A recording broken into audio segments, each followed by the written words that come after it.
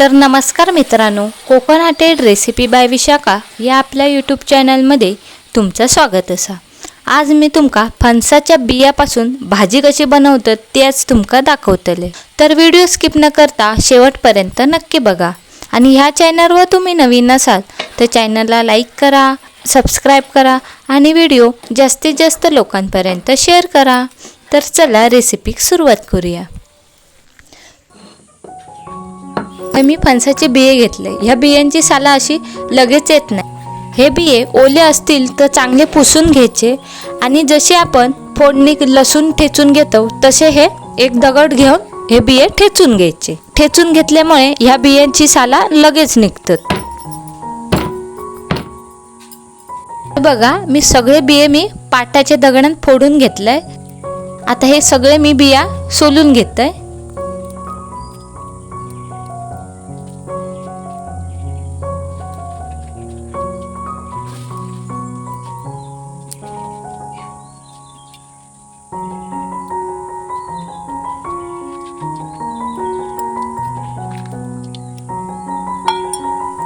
हाय बघा, मी फणसाचे सगळे बिये सोलून घेतलंय।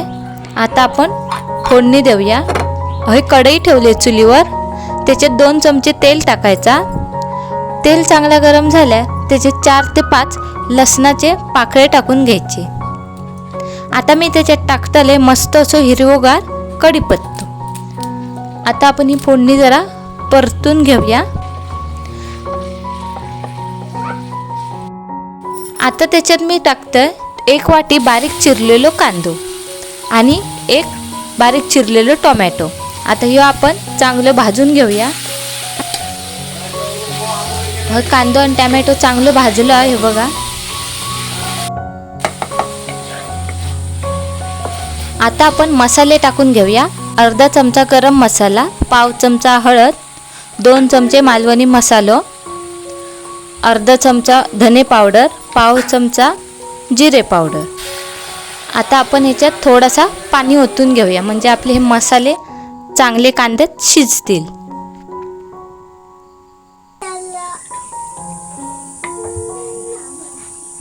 होय बघा, मी एक कढ काढून घेतलंय। आता त्याच्यात सोललेले हे फणसाचे बिये टाकून घेऊया।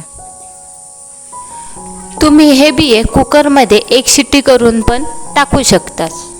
हे बिये तुम्ही कच्चेच टाकलात तर हे बिये शिजूसाठी भरपूर वेळ लागता। आता ह्याच्यात मी चवीनुसार मीठ टाकून हे फणसाचे बिये चांगले शिजून घेते। या फणसाच्या बियाक आठळा पण म्हणतात। तुमच्याकडे हे काय म्हणतात तर कमेंट करून नक्की सांगा। आणि ही भाजी तुम्ही एकदा तरी नक्की करून बघा। तर हे बघा, मस्त अशी फणसाच्या बियाची भाजी चांगली शिजली आहे। आता त्याच्यात मी ओला खोबरा टाकून घेतोय। ओला खोबरा टाकून झाल्यावर ह्या मी पाणी आटेपर्यंत ही भाजी चांगली परत एकदा शिजून घेते। तर हे बघा, सगळं असं पाणी आटलंय हे बघा, थोडासा हा। आता मी ह्याच्यात मस्त अशी हिरवीगार कोथिंबीर टाकते आणि मिक्स करून घेते। तर हे तयार असा आपली फणसाच्या बियांची भाजी। तर ही भाजी तुमका कशी वाटली तर कमेंट करून नक्की सांगा। आणि ह्यो जर तुमका व्हिडिओ आवडलो असेल तर व्हिडिओक लाईक करा, शेअर करा, कमेंट करा आणि कोकणाटेड रेसिपी बाय विशाखा या चॅनलला सबस्क्राइब करू विसरू नका। परत भेटूया एका नवीन रेसिपीमध्ये। बाय।